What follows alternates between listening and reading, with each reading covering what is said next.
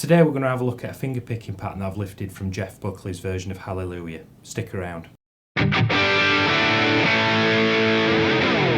Hello everyone, it's James from Practice Like a Pro, providing you with simple clear guitar tips to help you on your guitar playing journey.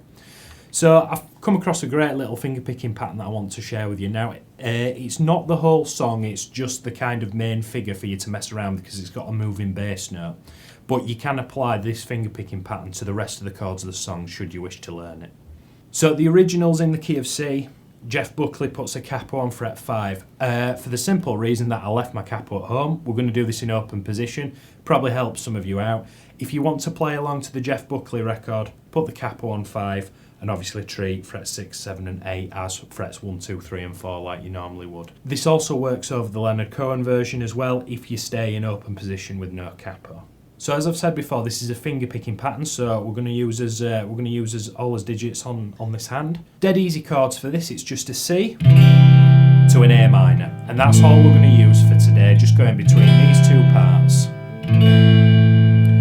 Just note that this is in 6/8 time signature, so instead of counting to 4, we're going to count to 6. And you can also think of it as like a 1, 2, 3, 4, 5, 6. 1, 2, 3, 4, 5, 6. If you think about it that way, just count to 6 instead of 4 and it will kind of all sort of come together for you. So as always, we're going to use as thumb, as index, as middle and as ring fingers for picking. Now in this case, your thumb is going to cater for the A string, your index finger is going to cater for the D, your middle finger is going to cater for the G, and then your ring finger is going to cater for the B. So just before we get going, just pick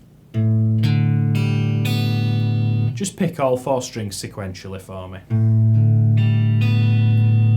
Now the finger picking pattern actually does that, but then adds 2 more notes onto it. So we're going to pick the A, the D, the G, the B, then with his middle finger we're going to come back to the G, and then with his index finger we're going to come back to the D.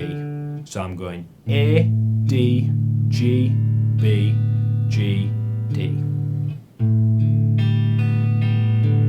So that should be a 1, 2, 3, 4, 5, 6. 1, 2, 3, 4, 5, 6.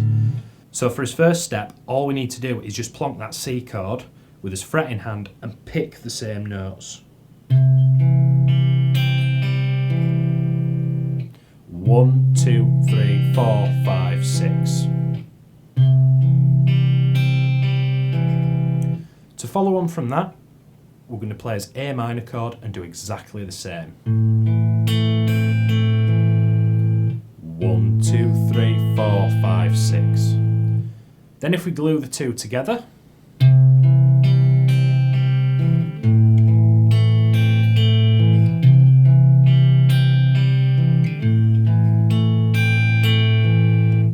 so that's step 1, and you'll notice that there's no moving bass note in that like there was in the intro.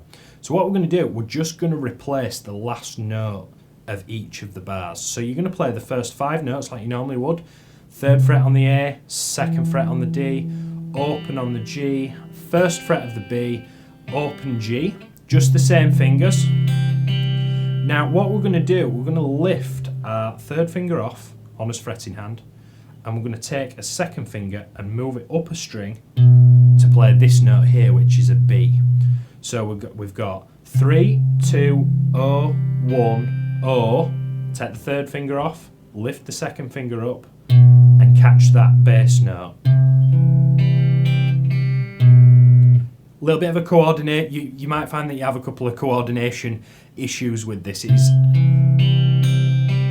There's a lot going on at the same time, but you'll hear it sounds a bit weird when we stop the phrase there, but then when you move on to the A minor, you can feel the bass note go bum, bum, bum.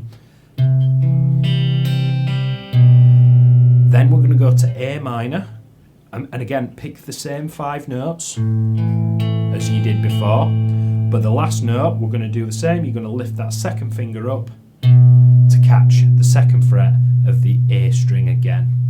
I'll play it a little bit quicker so you can hear it kind of in context.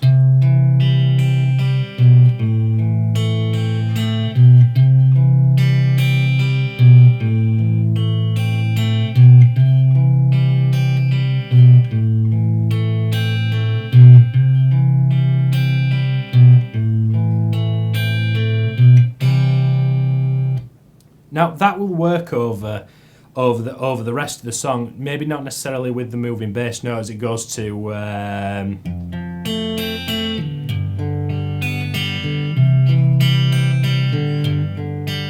If you'd like a full lesson on this, please let me know in the comments. I can break it down for you. It is relatively simple. The best advice that I can give you is if you're finger picking through the chords for the rest of the song, keep the index, middle and ring fingers on the D, the G and the B, and take your thumb wherever the root is of the chord. So for example, if you were playing a G chord, instead of playing the four middle strings, you'd take your thumb and you'd move it up to the low E string to catch the bass of the chord. Again, if you'd like a lesson on this, please let me know in the comments. I'm back. I found the world's worst capo. I've had it forever. I think I got it in a guitar magazine. God knows, but it's functional so you can hear. So how I mentioned earlier in the video, if you put the capo on the 5th fret, it'll work with the Jeff Buckley version. And just so you can hear how different it sounds by moving the capo around.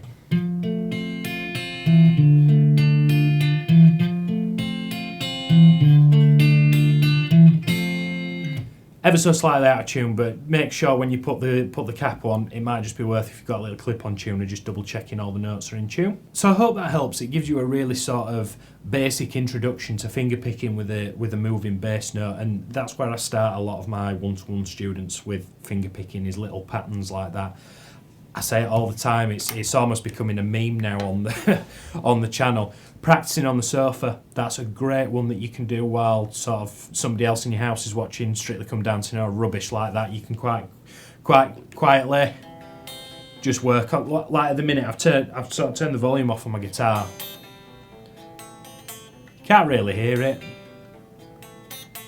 Just remember it's in 6/8 for me, okay? So just a short one today. If you enjoyed it, please let us know in the comments section below. And if you'd like me to do a full breakdown of the tune, the Jeff Buckley or the Leonard Cohen one, let me know in the comments.